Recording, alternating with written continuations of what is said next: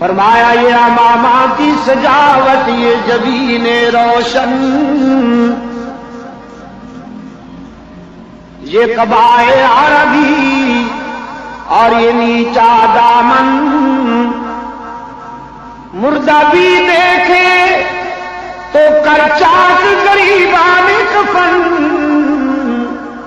اٹھ چلے قبر سے بے تاب زباں پر یہ سخن،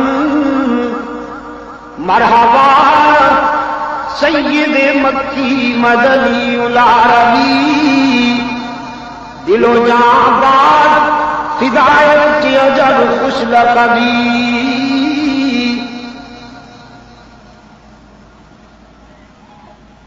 سرکار دو عالم صلی اللہ علیہ وسلم کے یہ لڑکپن کی دمکتی ہوئی ادا ہے جسے اہل نظر دیکھ کر پہچان جاتے ہیں اور جان جاتے ہیں۔ اب ایک جوانی کی پاکیزہ ادا، مکہ کے ایک بہت بڑے گھرانے میں شادی ہونے والی تھی، رقص و سرود کا اہتمام کیا گیا تھا، نامور گانے اور ناچنے والے بلائے گئے تھے۔ ہم عمر نوجوان رحمت عالم صلی اللہ علیہ وسلم کی ارد جمع ہوتے ہیں اور کہتے ہیں ہم بھی جائیں گے گانے بجانے کے محفل میں، آپ کو بھی لے جائیں گے۔ رحمت عالم صلی اللہ علیہ وسلم نے فرمایا جہاں گانا بجانا ہو وہاں محمد نہیں جا سکتا صلی اللہ علیہ وسلم، جہاں گانا بجانا ہو وہاں نہ محمد جا سکتا ہے نہ محمد کی شریعت آ سکتی ہے۔ برتن میں دونوں چیزیں تو نہیں ہو سکتی، یا پاکی ہوگی یا ناپاکی ہوگی۔ سرکار دو عالم صلی اللہ علیہ وسلم نے فرمایا اس محفل میں کیسے جاؤں جہاں گانا بجانا ہو؟ ہم عمر اصرار کرتے ہیں جب ہم جا رہے ہیں تو آپ کیسے نہیں جائیں گے؟ رحمت عالم صلی اللہ علیہ وسلم نے فرمایا بس میرا ذوق برداشت نہیں کرتا، میں قطعاً نہیں جاؤں گا۔ ان کا اصرار بڑھتا ہے، رحمت عالم صلی اللہ علیہ وسلم کا انکار بڑھتا ہے۔ خود فرماتے ہیں اللہ نے مجھ پہ کرم کیا، نیند طاری کر دی۔ وہ اصرار کرتے ہیں، رحمت عالم صلی اللہ علیہ وسلم اونگ رہے ہیں، سمجھا کہ شاید جانے سے بچنے کے لیے نیند کر رہے ہیں۔ ہم عمر نوجوانوں نے فیصلہ کر لیا کہ ہم اٹھا کے لے جائیں گے، یہ اکیلے ہیں، ہم 10-12 ہیں۔ لیکن رحمت عالم صلی اللہ علیہ وسلم نے فرمایا اللہ نے مجھ پہ کرم کیا، میرا ویٹ اتنا بڑھا دیا، میرا وزن اتنا بڑھا دیا کہ سب زور لگا لگا کر تھک کے بیٹھ گئے، اٹھا کر لے جانا تو کجا مجھے ہلا بھی نہ سکے۔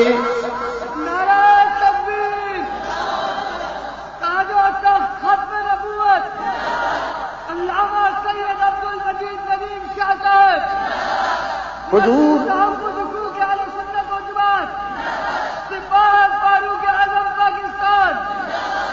کہیے آپ میرے ساتھ، حضور کا بچپن بھی پاک، حضور کا بچپن بھی پاک، میرے آقا کا لڑکپن بھی پاک، میرے آقا کی جوانی بھی پاک۔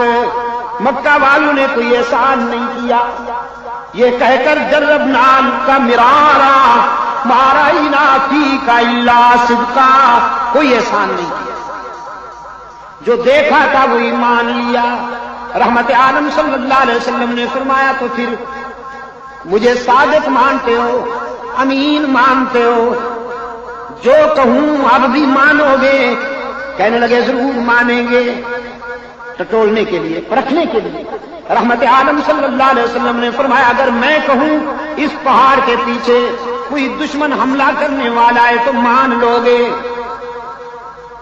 اب لیڈروں نے ایک دوسرے کی طرف دیکھا، ہم پہ حملہ کون کرے گا؟ ہم تو بہت مضبوط ہیں، قبائل سے ہمارا اتحاد ہے، ہماری داخلہ اور خارجہ پالیسیاں بڑی مستحکم ہیں، ہم پہ حملہ کون کرے گا؟ رحمت عالم صلی اللہ علیہ وسلم کی نگاہیں پوچھ رہی تھی میں کہوں تو؟ مکہ والوں نے ایک ہی آواز سے کہا بظاہر تو بہت مشکل ہے آج ہم پہ کوئی حملہ آور ہو سکے، لیکن اگر آپ کہیں تو ماننا پڑے گا، اس لیے کہ یہ زبان ہی ایسی ہے کہ اس سے کبھی جھوٹ نکلا ہی نہیں صلی اللہ علیہ وسلم۔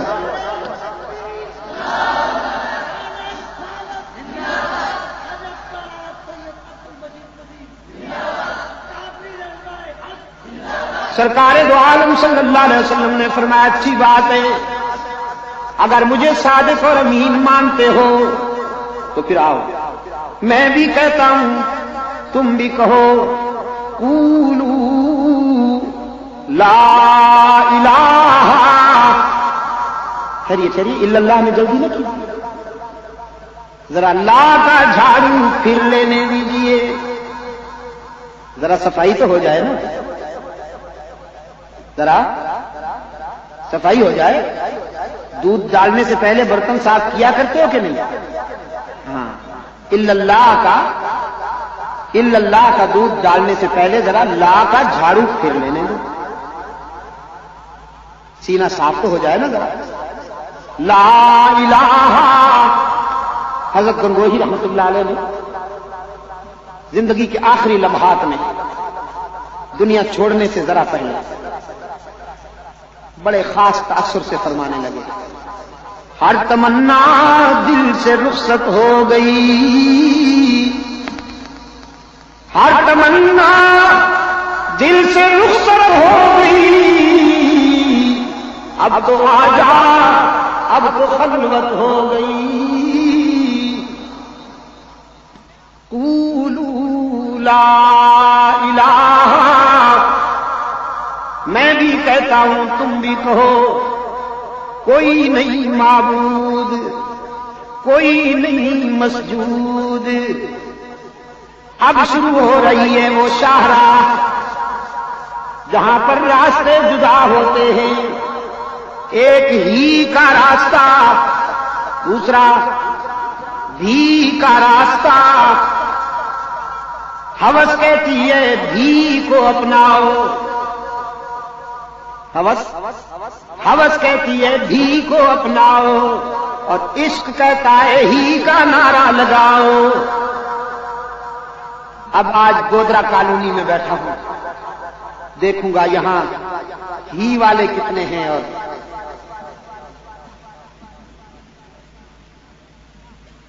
قولوا لا الہ، میں بھی کہتا ہوں تم بھی کہو، اللہ کا معبود، اللہ کا معبود صفا کی بلندیوں پہ کھڑا ہوا، قافلہ انسانیت کو امن و سلامتی کا راستہ دکھاتا ہے، اتحاد کا راستہ۔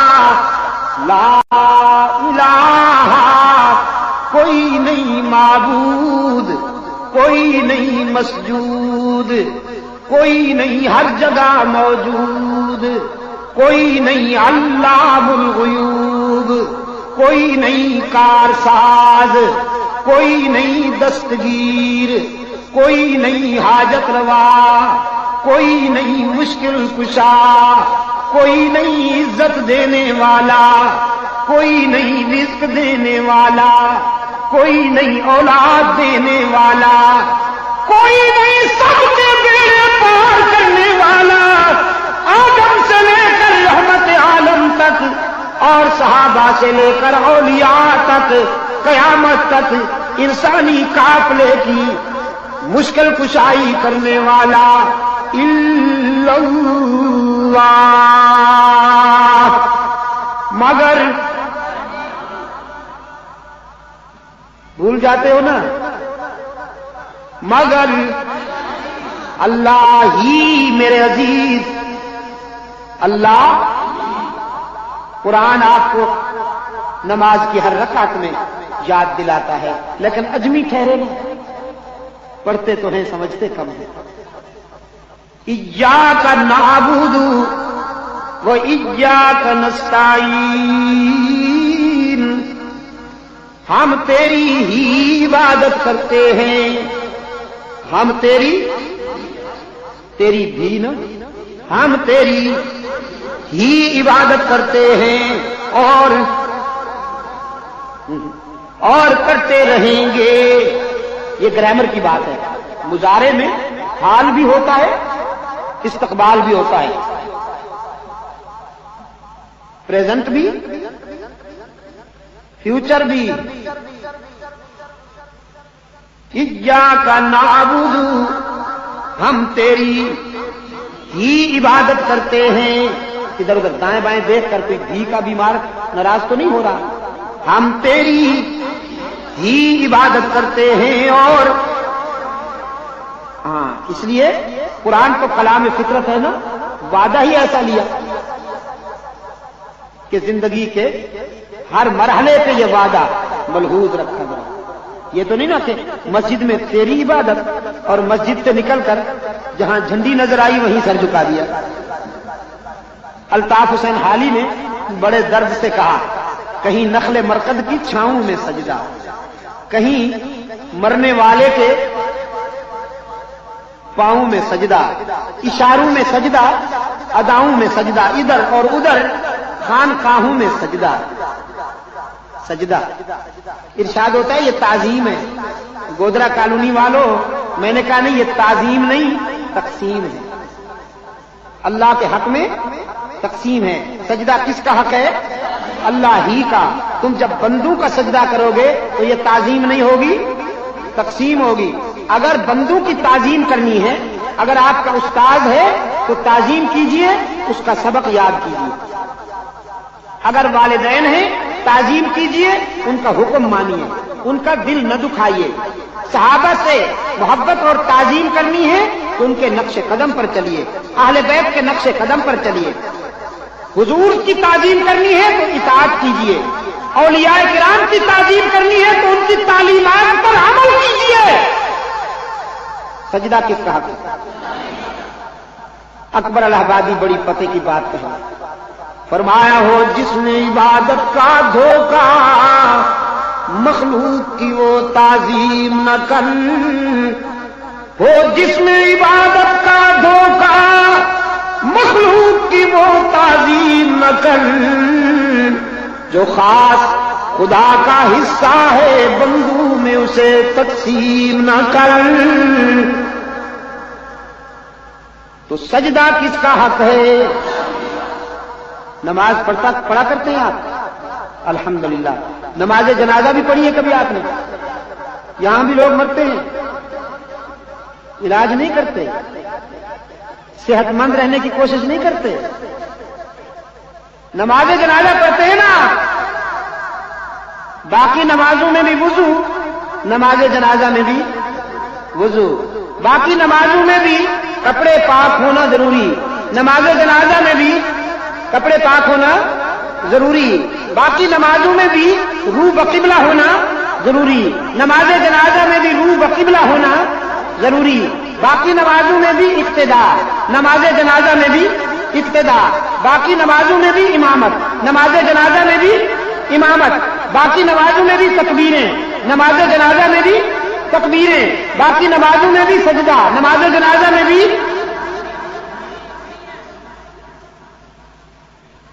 نماز جنازہ میں سجدہ نہیں ہوتا۔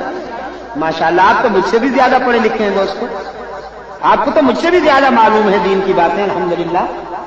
باقی نمازوں میں اگر سجدہ رہ جائے تو نماز نہیں ہوتی، نماز جنازہ میں اگر سجدہ ہو جائے تو نماز نہیں ہوتی۔ غور کیا کبھی آپ نے؟ ہے وہ بھی اللہ کی عبادت ہے، یہ بھی اللہ کی عبادت، وہاں سجدہ چھوٹ جائے تو نماز قبول نہیں، یہاں سجدہ ہو جائے تو عبادت قبول نہیں۔ اور کیا کبھی آپ نے؟ فلسفہ یہ ہے دوستو، جب آپ دوسری نمازیں پڑھتے ہیں تو آپ کے سامنے اللہ کے سوا کوئی نہیں ہوتا۔ حکم ہے نمازی کے آگے نہ گزرو کہ اس کا لنک ڈسٹرب ہوگا، اس کے رابطے میں خلل ہوگا، اس کے آگے گزرنا بھی نہیں چاہیے۔ آپ فرائض پڑھ رہے ہوں، واجبات پڑھ رہے ہوں، سنتیں پڑھ رہے ہوں یا مستحبات و نوافل پڑھ رہے ہوں، جب آپ باقی نمازیں پڑھتے ہیں تو آپ کے سامنے اللہ کے سوا کسی کا تصور نہیں ہوتا، لیکن جب آپ نماز جنازہ کے لیے کھڑے ہوتے ہیں تو بیٹے کے آگے باپ کی میت، رعایا کے آگے حاکم کی میت، مرید کے آگے شیخ کی میت، چھوٹے کے آگے بڑے کی میت، اولاد کے آگے والدین کی میت، شاگرد کے آگے استاد کی میت۔ یہاں اللہ نے فرمایا وضو بھی بناؤ، کپڑے بھی پاک پہن کر آؤ، نیت بھی کرو، قبلہ رخ ہو کر کھڑے ہو جاؤ، قیام بھی کرو، تکبیر بھی کہو، ابتدا بھی کرو، امامت بھی کرو، لیکن سجدہ نہیں کرنے دوں گا، اس لیے کہ اگر یہاں تم جھک جاؤ تو تمہارے آگے شیخ کی، استاد کی، باپ کی، حاکم کی میت پڑی ہوگی، سامنے سے کوئی یہودی گزرے، سامنے سے کوئی عیسائی گزرے، سامنے سے کوئی ہندو گزرے، کوئی غیر مسلم گزرے، وہ تمہیں میت کے آگے جھکا ہوا دیکھے تو کہیں خیال کرے کہ مسلمان اللہ کا سجدہ بھی کرتے ہیں، باپ کے سامنے بھی جھکتے ہیں، استاد کے سامنے بھی جھکتے ہیں، شیخ کے سامنے بھی جھکتے ہیں، اپنے حاکم کے آگے بھی جھکتے ہیں، زندگی میں نہیں جھکتے تو کم از کم موت کے بعد دفن کرنے سے پہلے اس کا سجدہ ضرور کر لیتے ہیں۔ تشبیہ آتی تھی، تشبہ آتا تھا۔ رب العالمین نے فرمایا میں اپنی عبادت میں سے